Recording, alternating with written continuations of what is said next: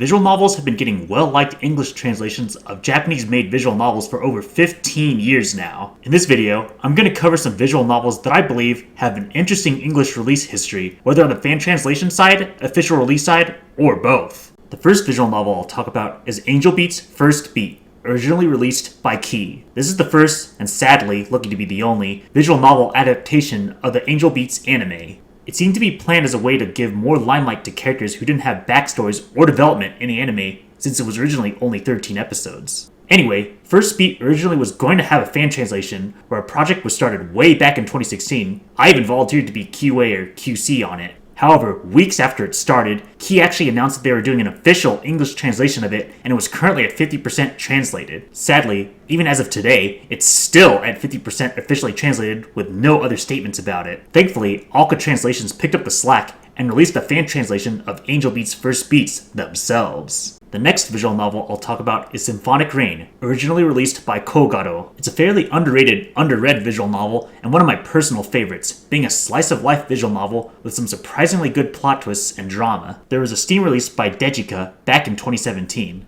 However, if we go back even further, there was actually a fan translation released in 2010 by TL Wiki. As far as I know, the Steam release has a completely different translation from TL Wiki's. A notable thing about this fan translation is that many users had to edit the registry of all things just to make the visual novel work. That's just how janky some fan translations were back in the day, and thankfully Steam and other platforms makes reading visual novels a lot easier. The next visual novel I'll talk about is Cross Channel, originally released by Flying Shine and Regista. This is a visual novel that's very deep and psychological, noted by many Japanese-only readers to be extremely hard to translate. Funnily enough, Cross Channel has not only one, not two, but three separate translations. A fan translation by Amaterasu, a fan translation by George Henry Shaft, and an official release by Moen Novel. And the worst part is, many Japanese-only readers consider all three of them to be bad. Amaterasu's is noted to be fairly amateur and missing a lot of subtext. George Henry Shaft's translation was considered shizo-like, if that even makes any sense. And the Moe novel version is just plain gibberish. And it helps that it's all ages only with no 18+ patch. So if you want to read Cross Channel in English, read at your own risk. The next visual novel I'll talk about is Dracu-Riot, originally released by Yuzusoft. Dracu-Riot is the second Yuzusoft visual novel to receive a fan translation after Noble Works. Dracu-Riot's fan translation followed the style of releasing partial patches after the completion of routes. There was a point where everything but Miyu's route was translated and had a patch, but then progress suddenly stopped. This is assumedly when Nekonyan bought the license to it and other Ubisoft products. Then there was a leak of Miyu's route, so it was technically possible to read Miyu's route in the fan translation, but who knows on the quality on it. That said, Nekonyan is close to releasing it officially as of this video, and they've even noted they're putting it in HD. Whether you're a Ubisoft or Moege fan who hasn't read it yet, or someone who read the fan translation but wants to reread it in HD, Nekonyan's release should be something to look forward to. The next visual novel I'll talk about is If My Heart Had Wings, or in Japanese, Kono Aozora ni Tsubasa o Hirogete, originally released by Pulltop. If My Heart Had Wings is a comfy slice-of-life visual novel about gliders, and one of my personal favorites. If My Heart Had Wings is one of the first English-translated visual novels to release on Steam back in 2013. It was clearly very popular, being many people's first visual novel, having a lot of positive reviews, and even got Moe Novel to release a Switch port, the fan disc Flight Diary, and the original console-only Akari route as DLC.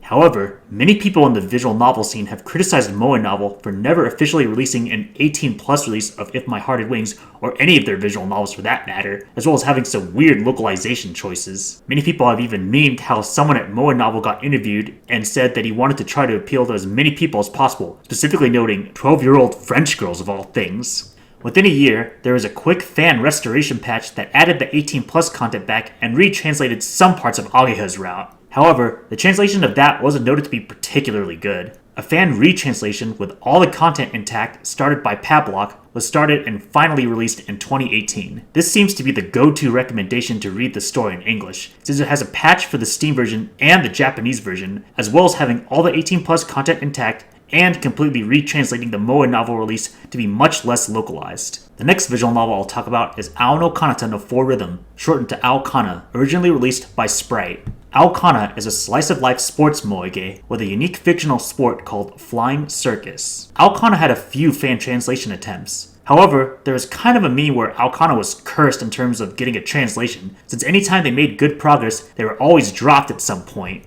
Thankfully, Nekonyan picked up the translation and even had a Kickstarter for physical goods, and released it very timely, breaking the curse many people memed about. What helps is that sometime before Aokana's English release, Sprite, the original Japanese developer, temporarily closed down business after Extra 1 and after a failed gacha game release. After Aokana's successful English release, Sprite not only reopened business in Japan, they finally continued progress on Extra 2 and have even announced an if story for Minamo Shirase. Now the question is if they'll ever get to making Aokana Zwei, something they actually announced before they originally closed down, which was going to have a route for Saki and a brand new heroine. The next visual novel I'll talk about is the original Maji de Watashi ni Koi Shinasai, shortened to Majikoi, originally released by Minato Soft.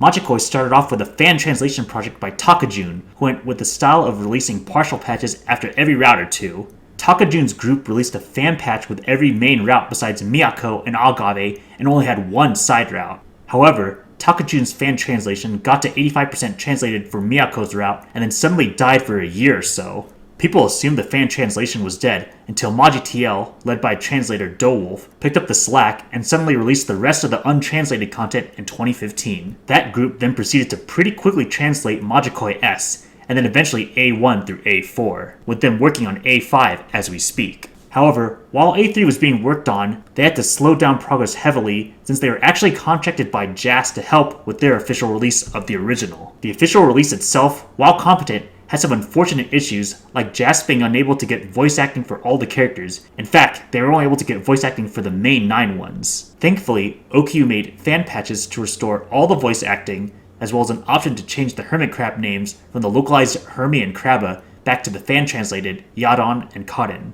Next, I'm not going to talk about one visual novel, but a whole company, Laplacian. The first visual novel Soul Press released in English was Laplacian's Newton and the Apple Tree, which was decently successful and liked. This led to Soul Press announcing that they would also translate other Laplacian titles like Vicky Horny and Future Radio. However, even before Soul Press was figured out to not be paying taxes or royalties, they announced in late 2019 that they would not be working on visual novels anymore. This led to Laplacian looking to other avenues, which has led to JAST being the ones to release Riki Horny, Nekonyan to pick up The Future Radio and The Artificial Pigeons, and Laplacian themselves to self-publish Cyanotype Daydream in English. This would make Laplacian the company to spread itself out to the most amount of licensing companies. To the disappointment of some fans, Laplacian noted that Cyanotype Daydream will not have 18+ content on release, but instead have brand new story content that wasn't in the Japanese version. An 18+ fan restoration project has already been planned in advance. And then of course, Soul Press as a company seemed to have closed down due to not paying taxes or royalties to other companies, and as of this video, the English version of Newton and the Apple Tree isn't even available for purchase on any storefront. The next visual novel I'll talk about is the main Higurashi series, originally created by 07th Expansion.